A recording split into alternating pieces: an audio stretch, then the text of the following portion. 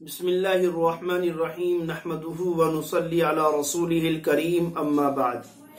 ناظرین، آج آپ حضرات کے سامنے سیرت و فضیلت پیش کی جا رہی ہے عظیم مشہور صحابی اور اعلیٰ درجے کے فقیہ عبداللہ بن مسعود رضی اللہ تعالی عنہ کی۔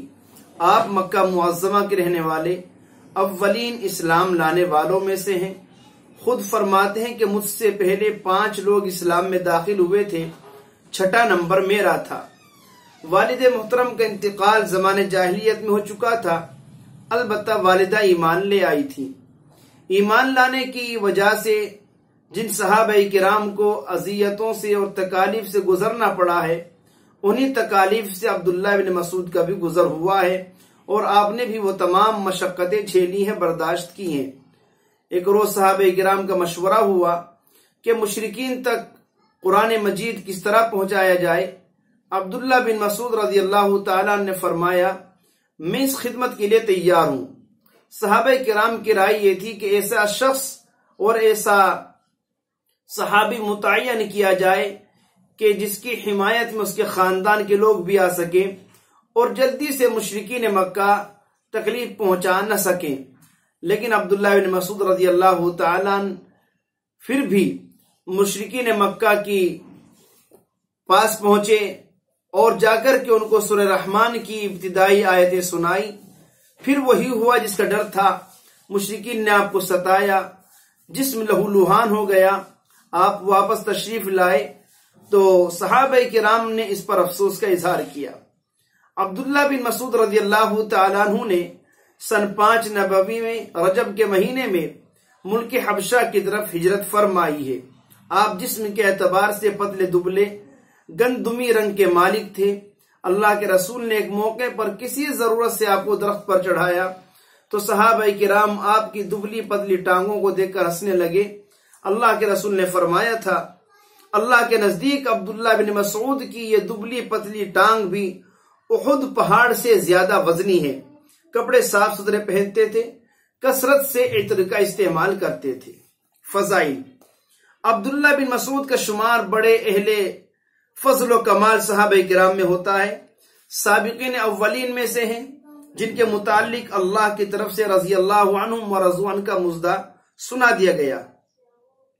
ان کی زندگی کا خاصا حصہ اللہ کے رسول کی خدمت میں گزرا ہے۔ سفر و حضر میں آپ کی ذاتی خدمت میں جو صحابہ کرام پیش رہے ہیں، ان میں عبداللہ بن مسعود کا نام نامی بھی ہے۔ اسی لیے صحابہ کرام ان کو صاحب النعلین والسواک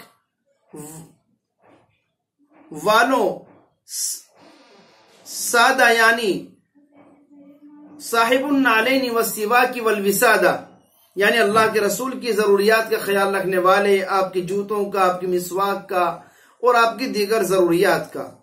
ان کو جو قرب و تعلق اللہ کے رسول کی ذات گرامی سے تھا وہ چند ہی صحابہ کرام کو میسر تھا۔ ہمہ وقت آپ کے گھر آتے جاتے اور خدمت میں رہتے۔ آپ کی طرف سے ان کو اس سلسلے میں خاص اجازت تھی۔ خود فرماتے ہیں، اللہ کے رسول نے مجھ سے فرمایا تھا، جب تم دیکھو کہ میرے دروازے کا پردہ اٹھا ہوا ہے تو تم بلا اجازت اندر آ سکتے ہو اور میرے راز کی بات سن سکتے ہو، الا یہ کہ میں تم کو کبھی آنے سے خود ہی منع کر دوں۔ اسی لیے صحابہ کرام ان کو اللہ کے رسول کا رازدار بھی کہا کرتے تھے۔ ابو موسیٰ اشعری رضی اللہ تعالیٰ عنہ فرماتے ہیں کہ میں اور میرے بھائی یمن سے اللہ کے رسول کی خدمت میں حاضر ہوئے تھے۔ ہم دونوں بھائی عبداللہ بن مسعود اور ان کی والدہ کی اللہ کے رسول صلی اللہ تعالی علیہ وسلم کی دولت قدے پر بکثرت حاضری دیکھ کر مدت تک یہی سمجھتے رہے کہ عبداللہ بن مسعود آپ کے گھر کے ایک ہی فرد ہیں۔ آپ کا علمی مقام بہت بلند ہے۔ ان کا شمار ان صحابہ کرام میں ہے جو اہل فتویٰ اور اہل قضاء سمجھے جاتے ہیں۔ انہوں نے اللہ کے رسول سے قرآن و سنت کا بہت علم حاصل کیا اور اللہ نے ان کو تلامذہ بھی غیر معمولی قسم کے عطا فرمائے۔ ان کو قرآن مجید سے خصوصی تعلق تھا۔ قرآن مجید بھی بہت اچھا تھا اور بہت صحیح اور سوز کے ساتھ پڑھتے تھے۔ حضرت عمر فرماتے ہیں، ایک بار ایسا ہوا کہ عشاء کی نماز کے بعد اللہ کے رسول اور حضرت ابو بکر اور میں کسی مشورے میں اللہ کے رسول کے گھر پر دیر تک رہے۔ جب مشورہ ختم ہو گیا تو آپ علیہ الصلوۃ والسلام ہم دونوں کو رخصت کرنے کے لیے مسجد کے باہر تک تشریف لائے۔ ہم لوگوں نے دیکھا کوئی شخص مسجد میں نماز میں مشغول ہے۔ اللہ کے رسول نے پہچان لیا تو وہ عبداللہ بن مسعود تھے۔ آپ دیر تک کھڑے ان کی قرات سنتے رہے، پھر فرمایا جو شخص قرآن مجید کو بالکل تر و تازہ جیسا اترا ہے ویسا ہی پڑھنا چاہے اس کو عبداللہ بن مسعود کے طرز پر قرآن پڑھنا چاہیے۔ عبداللہ بن مسعود فرماتے ہیں ایک بار اللہ کے رسول نے مجھ سے فرمایا مجھے قرآن پڑھ کر سناؤ۔ میں نے سورہ نساء پڑھنی شروع کی۔ جب آیت کریمہ فَكَيْفَ إِذَا جِئْنَا مِن كُلِّ أُمَّةٍ بِشَهِيدٍ وَجِئْنَا بِكَ عَلَى هَؤُلَاءِ شَهِيدًا تک پہنچا، اللہ کے رسول نے مجھے روک دیا۔ میں نے دیکھا کہ آپ کی آنکھوں سے آنسو جاری ہیں۔ اللہ کے رسول نے صحابہ کرام کو جن اکابر صحابہ سے قرآن مجید پڑھنے کا حکم یا مشورہ دیا تھا ان میں سب سے پہلا نام عبداللہ بن مسعود کا ذکر فرمایا۔ حضرت عمر فاروق نے اپنے زمانے خلافت میں عبداللہ بن مسعود کو اہل کوفہ کی تعلیم و تربیت کے لیے کوفہ بھیجا تھا، اور اہل کوفہ کے نام اس سلسلے میں عبداللہ بن مسعود کے متعلق ایک خط بھی تحریر فرمایا تھا۔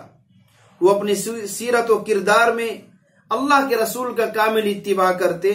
حضرت حذیفہ فرماتے ہیں میں نہیں جانتا کوئی شخص اپنے طور طریقے سیرت و کردار میں عبداللہ بن مسعود کے مقابلے میں اللہ کے رسول سے زیادہ قریب تر ہو۔ حدیث و سیرت کی کتابوں میں عبداللہ بن مسعود کے مناقب و فضائل جو بیان فرمائے گئے ہیں، اگر ان سب کو جمع کیا جائے تو ایک اچھا خاصا رسالہ تیار ہو سکتا ہے۔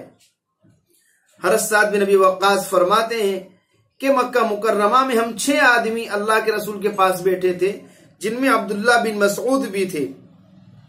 مشرکین مکہ نے آپ سے کہا اگر آپ اپنے پاس ان لوگوں کو ہٹا دیں تو ہم آپ کی بات سننے کو تیار ہیں۔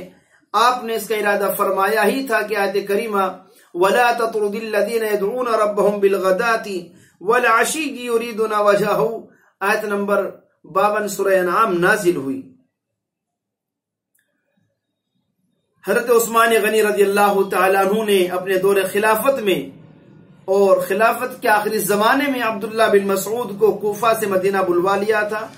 مدینے میں ہی ان کی وفات سن 32 ہجری میں ہوئی، اور غالباً حضرت عثمان نے ہی نماز جنازہ پڑھائی۔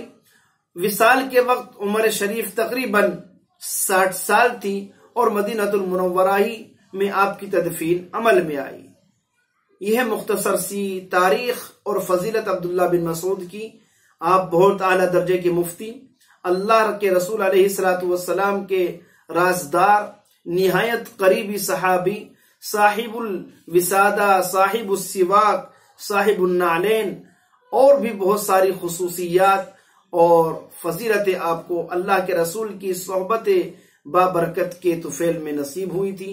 اللہ تبارک و تعالی ہم سبھی کو تمام صحابہ کرام سے خصوصی محبت عطا فرمائے اور انہی کے نقوش قدم پر چلنے کی سعادت نصیب فرمائے۔